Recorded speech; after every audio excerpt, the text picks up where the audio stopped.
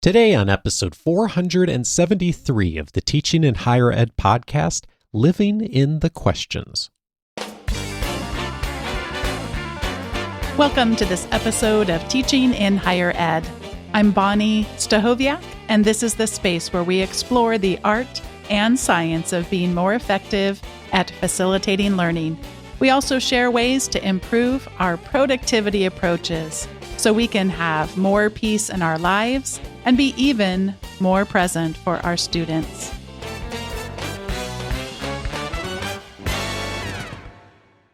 Bonni, it has been a bit since we did a question and answer episode, or at least it's been a bit since you did one. I don't know if you've done one without me, but it's been a bit since I've done one. It has been a while since any episode has aired on Teaching in Higher Ed, specifically with questions from the listeners. I am glad to be back. Thanks for having me. Thanks for being here. You know, today earlier, I was actually a little bit late to show up for the recording appointment that I set up with you.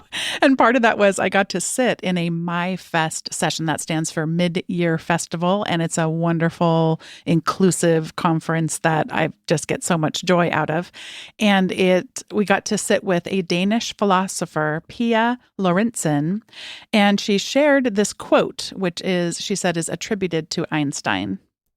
If I had an hour to solve a problem and my life depended on the solution, I would spend the first 55 minutes determining the proper question to ask. For once I know the proper question, I could solve the problem in less than 5 minutes.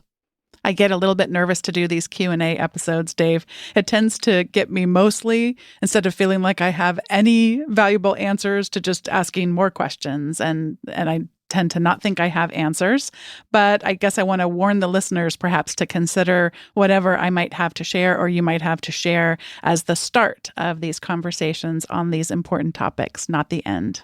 I always crack up whenever I host a question answer event with my community is someone will ask a question and inevitably I ask them 4 questions back before I feel like I can say anything. So it's just the nature of doing this. We're making some assumptions, of course, but hopefully get at least a starting point for thinking about some of these things. Okay, let's look at our first question here. Brandy has a question about how to go about writing up articles or poster presentations about innovative teaching strategies. I teach nursing and use many active and innovative teaching practices and would like to learn how to write them up so that others can use them and learn from them. They aren't research really, so I'm lost on how to write it and where it should be accepted. I listen to your podcast, but I haven't listened to all of them. So if you have already answered this in a previous episode, please send me the numbers and I'll listen. Thank you. Brandy, I have a few thoughts on your question, but before I dive in on that, I did want to mention, because it seems like every time I mention this, at least someone goes, wait, I didn't know you had that. If you go to the Teaching in Higher Ed website, teachinginhighered.com, and you click on podcast, you will be directed to the main podcast episodes page. And on there's a search box. You could search just for any topic that you might be looking for. There also is a taxonomy that a lot of people has told me is helpful when they're not sure what they want to search for. And you can also search on prior guests. So I did want to mention that before diving into your specific questions. I have been airing weekly episodes of Teaching in Higher Ed since June of 2014. And one thing that has never changed is about teaching being both an art and a science. We say that at the beginning of every episode. And there definitely is this feeling where you have a gut sense about what worked or what maybe didn't work as you were trying them. And so I just want to encourage you and say how wonderful it is that you are willing to be experimental in your teaching and you're finding some success in that. I think that's wonderful. There is an emerging body of research about what holds people back from trying new things in their teaching, and a lot of it is that fear of failure. One thing, however, and you kind of alluded to this in your question, most of the publications, most conferences, most places that provide opportunities for us to share this body of research is called the Scholarship of Teaching and Learning. This is sometimes abbreviated SOTL, or pronounced SOTL, S-O-T-L. They're going to need to get from you a little bit more than just, I'd like to share what it is I'm doing. They are going to be looking for there to be some kind of evidence of what you did that maybe worked or didn't work. I get fascinated by some of the evidence where there is counterintuitive evidence about what we think works and what what actually doesn't work. I will give a couple of examples. People will think, oh, because students are paying attention and seem really engaged, that means something happened in terms of their learning. And it could have just been that something was particularly entertaining, but didn't actually challenge them sufficiently in order to produce some kind of retrieval practice where ideally we have that kind of challenge. We maybe fail at something, we answer a question wrong. And that I still will never forget. Robert Björk, when he came on the show, talked about forgetting is the friend of learning. And so generally our stated preferences, I prefer to learn this way, aren't always going to align with having sufficient challenge in that learning experience to actually produce the more memorable and the deeper learning. So a couple things that you could try out. Certainly, I would encourage you to go and look at many of the open educational resources around the scholarship of teaching and learning. See what kinds of questions other people are asking. Write out what your hypothesis is about a particular activity that you do in your class and how that relates to your goals for the class, and try out some measurements. And in most instances, you're going to need to work with your institutional review board, your IRB office, and get permission in order to conduct these little mini research studies on students that you teach in order to be able to publish them. And sometimes there's an umbrella agreement with your faculty development center for this kind of scholarship of teaching and learning research. Bonni, you also recommend an episode that we're going to link up in the show notes. It's from the Centering Centers podcast. Is that the name of the podcast or the name of the episode? I forgot to ask. That's the name of the podcast. Oh, okay, great. And so the co-hosts are Laura Becker and Lindsay Dukopoulos. Hope I'm saying your last name correctly, Lindsay. It's a Pod Network podcast that explores the work of centers of teaching and learning and the vision and insights of educational developers in higher education. So a good resource in addition for a lot more on this. Yeah, and they have a specific episode that I'll link to in the show notes about how to get started with SOTL projects that I highly recommend. And then last, you talked about you weren't even sure where you might present something like this. I highly recommend checking out either a local Lilly conference. There are various locations that these conferences, it's evidence-based teaching.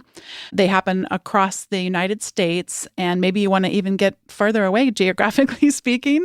And I would encourage you to apply to present something that is unique about the way that they handle their conference presentation proposals is that you don't get a rejection.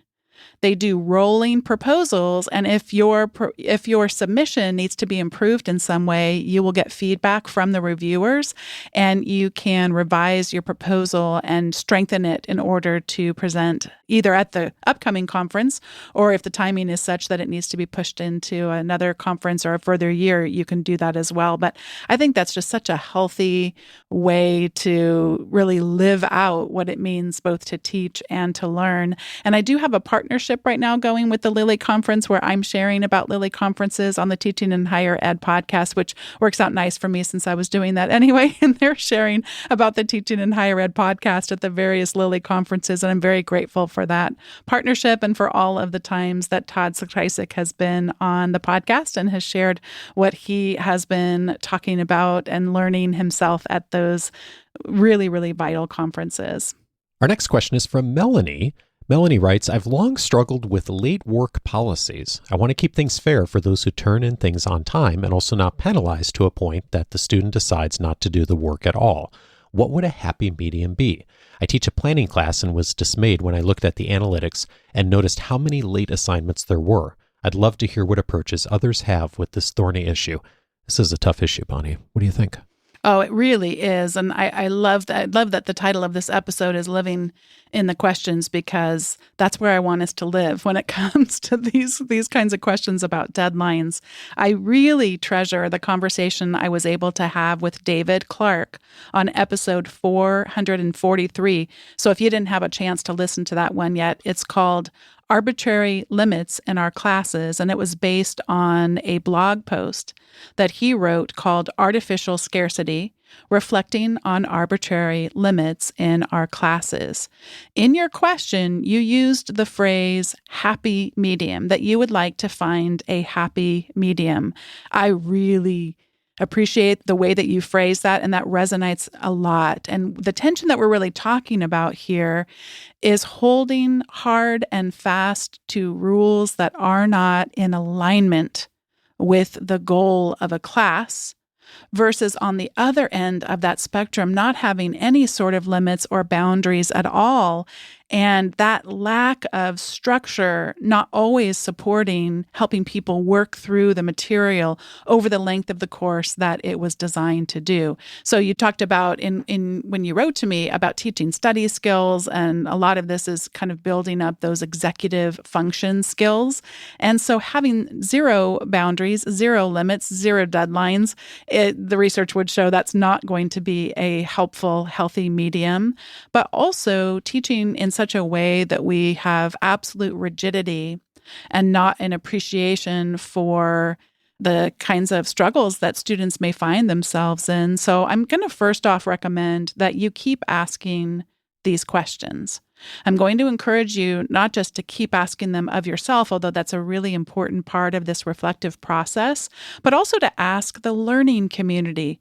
So each time you start a class, it's going to be important to be transparent about what you know, the research around deadlines and such, and what you don't know. And that is these students that you're working with in this given class, their unique contexts, their unique challenges. I'll give you an example of this. I do tend to set my due dates, the time on it of 9 p.m. or 10 p.m. And I do have students who will get frustrated and say, well, why can't you just have it at 11:59 p.m. like every other professor?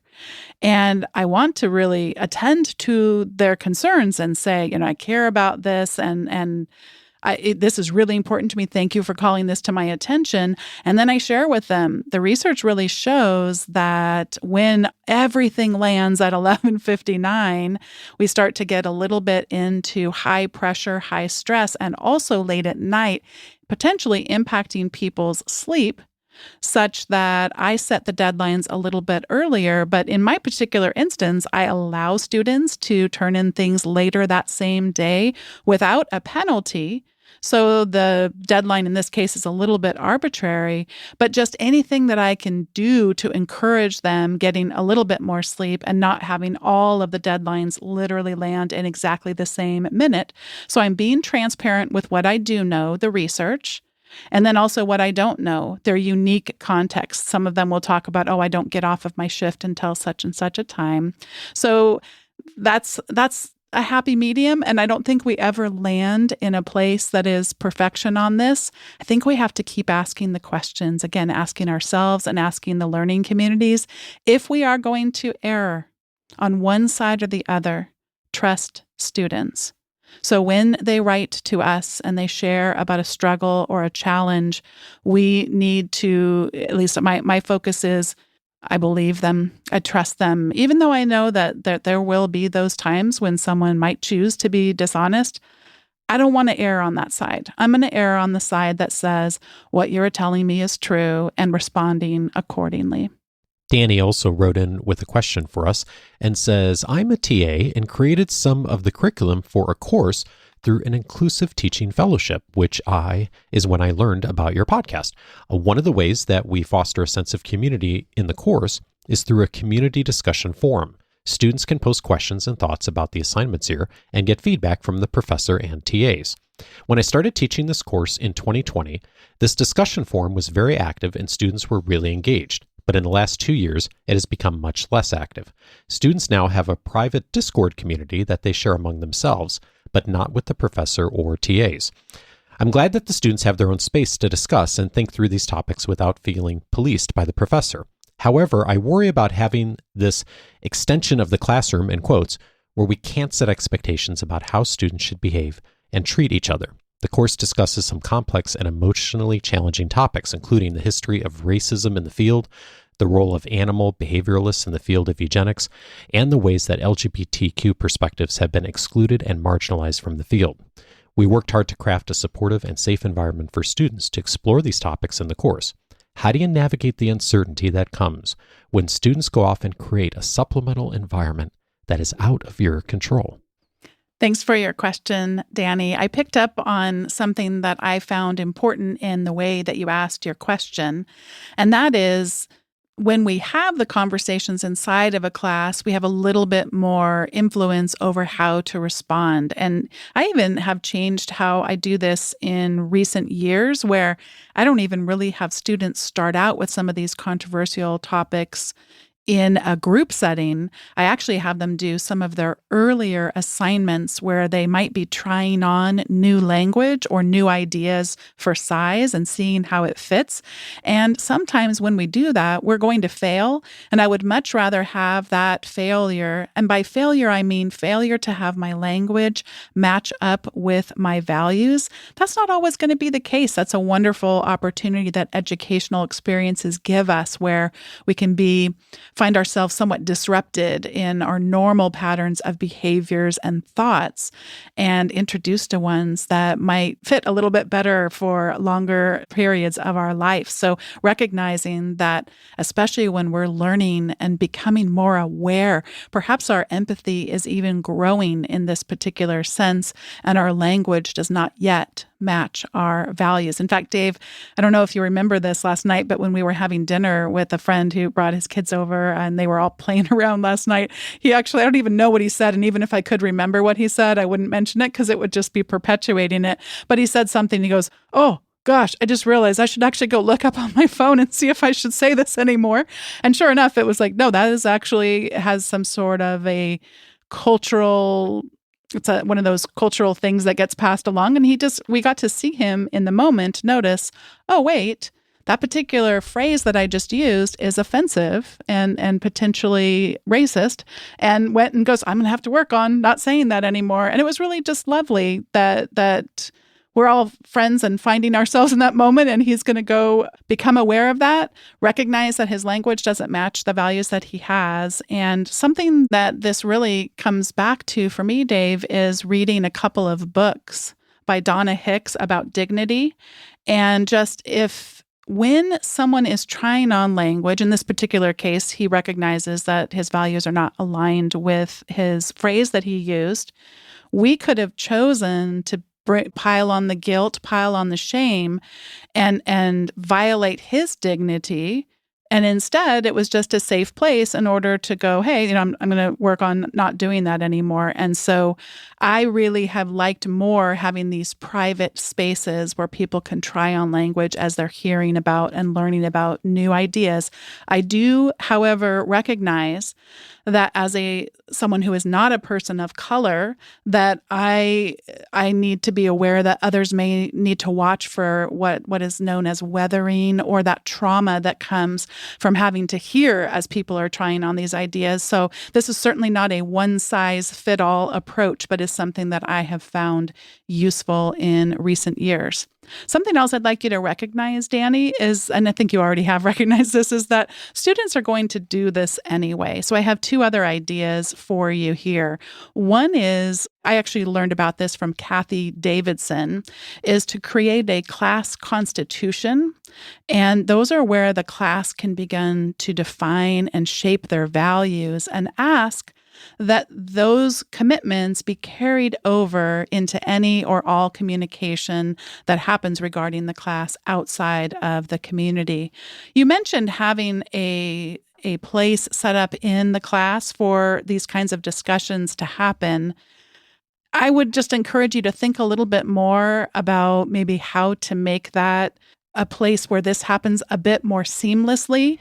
I've only used Discord a tad bit. I haven't particularly found it to be amazing, but that's probably just because I need to understand the norms and some of how things happen. But that is where, especially for people younger than me, where a lot of these conversations and collaborations are happening. So how might you, either inside your class, go about creating those same kinds of environments where they can, with frictionlessness, be able to collaborate and share ideas and that kind of thing. So yes, they're going to probably do it anyway, but can you make it a little bit easier? Perhaps find out how to improve that such that people could feel like they could have those kinds of conversations and collaboration inside the class. Sometimes, by the way, discussion boards inside of certain learning management systems aren't always ideal. I'm thinking about specifically sometimes a lack of a search feature makes it harder to find information, and some of the norms just around longer answers versus when someone just has a quick question. They might find platforms like Discord a little bit easier to do that on. Well, we have a fourth question, Dave. It's actually coming from me. I always think at certain times of the year, I don't know, maybe all of the year, we need to be asking ourselves the question, why do we do what we do? And we have heard from people over all these years who really resist being very precise about learning outcomes, that kind of rigidity not being helpful for what's emerging in the moment, and some of those deeper experiences of learning. And my friend and colleague, Bill Doctrum, he asked himself the question recently of, what is it we're trying to do here in higher education in general? And he wrote a beautiful, beautiful blog post about his commencement musings that I asked and received permission to share on today's show. And so we're going to hear a little bit from Bill Doctrum on really his reflections on why we do what we do. And I'm just so grateful for him for allowing me to share his message with us. There is a certain sadness in the celebrations of this time of year. Students with whom I have walked and for whom I have prayed for the last 3 or 4 years have their names called and walk across the platform, the cheers of family and friends ringing in their ears, to receive a lovely folder in which is a piece of paper promising their diploma once all the final grades are entered and the bills are paid. The moment is a culmination of years of formal education. Some will go on to complete advanced degrees, but most will build a life solely on the foundation of the roughly 16 years of learning begun in first grade. In a society driven by productivity as validation, the test of their education will be acquiring a job, which will provide an income adequate to support them in the manner to which they aspire. To this bottom line approach, the classic liberal arts education, prioritizing learning how to learn over what to learn, poses an awkward question. What if, in learning how to make a living, you have not learned how to make a life?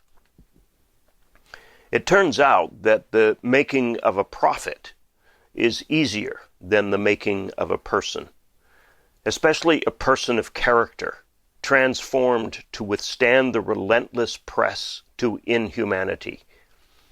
While there is usually a course in ethics along the way, a quick survey of the current cultural moment suggests that unless you form ethical people, codes of ethical conduct quickly become obstacles to be overcome in pursuit of the bottom line.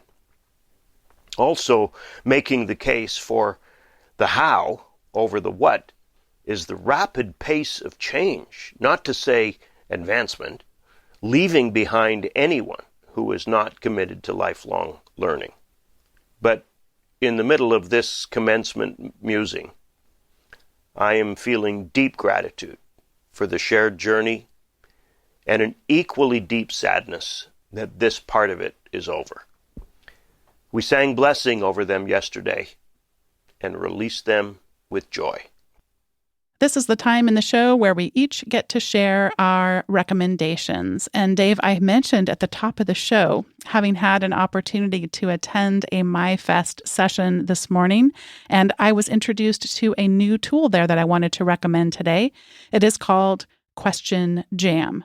Question Jam is like so many of the tools that's very easy to set up a session. and get people onto it. And it's a 7-minute digital game where students exchange questions and answers about a topic of your choice. In this particular case, we were looking at the whole idea of questions and humans' ability to focus more on questions or answers, and all of that within a context of a world in which artificial intelligence is emerging so quickly for us. And when the 7-minute jam concludes, all of the questions that people asked and the answers that various people gave get shared in a word cloud on the main screen. So you can kind of see what were some of the ideas that emerged. And then if you want to, as a participant, you can put your email in. You don't have to, but you can put it in, and then you'll receive all of those questions and answers. And I just thought how perfect for us today, Dave, as we're doing an episode with questions and answers where I am quite candidly saying there's more questions than there are answers. And that really was the Danish philosopher's point of the session today. And it was energizing. You could ask a particular person who was on there to answer your question, and other people could ask you to answer their questions. And it was really invigorating. And I found the whole experience great. And I did put in my email and get all those questions. And it was just such a helpful way to get what kinds of questions are people asking out there. I did want to mention that she was very insistent that this is a nonprofit. They do not charge for this service and have zero plans to ever charge for it. It is a big part of the research that she does in philosophy. And I just found the whole experience energizing, would highly recommend it for anyone who's looking to live in the questions. And second, I just want to mention this episode's going to be airing in July of 2023, and highly encouraged to go check out the MyFest experience. By then, it will be somewhat halfway over, although they did recently receive funding such that it is going to be sustainable for years to come. And what a rich, caring, challenging, in the best sense of the word, community to help us all grow and be able to do more of why we do what we do, to be able to do more of that and just continually refine our practices and make sure that our values are lining up with how we are approaching our teaching and our learning. So I'll have a link in the show notes to find out more about MyFest and how you can join. And Dave, now I'm going to pass it over to you for whatever you would like to recommend. I have an app/service to recommend, and it is a little app called Flighty. It is on, I believe it is iPhone and iPad and Mac only, but it is a really wonderful app. And the reason I'm thinking about it is Bonnie and I are traveling in the next few months for some conferences and some personal stuff. And so we've been doing a few more flights this year than obviously in the past few years. And so we got a subscription earlier this year to use Flighty. It's a flight tracking app, but it's really delightful on a couple of levels. It does all of the normal flight tracking things that you would expect from any of the airline apps if you do any traveling. The wonderful thing is it's not specific to any one airline. So you can track flights from any airline, both your own and friends' flights. It has a really nice interface where you can separate your travel plans versus friends and family that you're tracking their plans from. It's got all the little notifications and widgets, and it's really cool from that standpoint. Two features in particular that I think are really delightful is, I know other travel services have this as well, but you can set it up so you can, when you book a trip, you can just forward the itinerary to an email address, and it will automatically bring it into the app and highlight everything for you and highlight your itinerary and put it in automatically. The thing that I think is really, really cool is, having flown a bit in the last 6 months and having not flown over the last 2 to 3 years, there's a new thing on airplanes, Bonnie, now, which is you get, on most flights, apparently free text messaging, which for years you've had to pay for Wi-Fi, and you still do if you want to use Wi-Fi in a plane. But now apparently a lot of flights you get free text messaging, which is cool. And although obviously you can only text, but one of the cool things this app does is it uses that service. So when you're on a plane, especially if you have a connecting flight, you can get for free, it's part of their subscription, but you can get on the plane without having to sign up for the paid service, updates in real time on your flights and future flights. And it's just really, really a delightful app. And we have used it a bunch when traveling and also tracking flights for friends and family members who are meeting up with us or coming to visit. So Flighty, I would recommend. On a show years ago, I recommended the app called TripIt. And so I can't legally, it's in the law, actually. It's in, I think it's California state law. You're not allowed to recommend something twice on your show. On the Teaching in Higher Ed podcast? I'm pretty sure, yeah. And so, but I'll just share quickly that TripIt is so great because you can forward all your itineraries for things and it all gets combined in a very easy to use and easy to share interface. But what I love, Dave, is that TripIt connects with Flighty. Oh, I forgot about that. Yeah. So you get a lot more into knowing when flights are going to land and when they're taking off. It is just such a wonderfully designed, elegant, functional app. I don't even know. So, I mean, this is someone who doesn't care a lot about flight information and, oh my goodness, it's really, really good. But the fact that it talks to TripIt, which I do get a lot more use out of than Flighty on its own, those two are like the whole peanut butter and chocolate kind of idea. Really, really. I love that you can see your incoming flight, like the flight that's coming to the airport. That will then be your plane and how old the plane is and when the pilot files the flight plan. And I have that stuff turned on too. Oh, so I was going to say, I didn't even know it did that, which is a good sign because if you don't care about any of that, you still may like Flighty. You can turn it off. That's the beauty of it. It's not complicated to look at. It's very visually, very, very beautiful. It's very geeky and delightful for someone like me who gets geeked out about aviation. Cool stuff. Well, thanks to everyone for listening to today's episode of Teaching in Higher Ed. If you have yet to subscribe to the weekly Teaching in Higher Ed update, I encourage you to do so now. Head on over to teachinginhighered.com/subscribe. Today's episode was produced by me, Bonni Stachowiak. It was edited by the ever-talented Andrew Kroger. Podcast production support was provided by the amazing Sierra Smith. Thanks so much for listening, and we'll see you next time on Teaching in Higher Ed.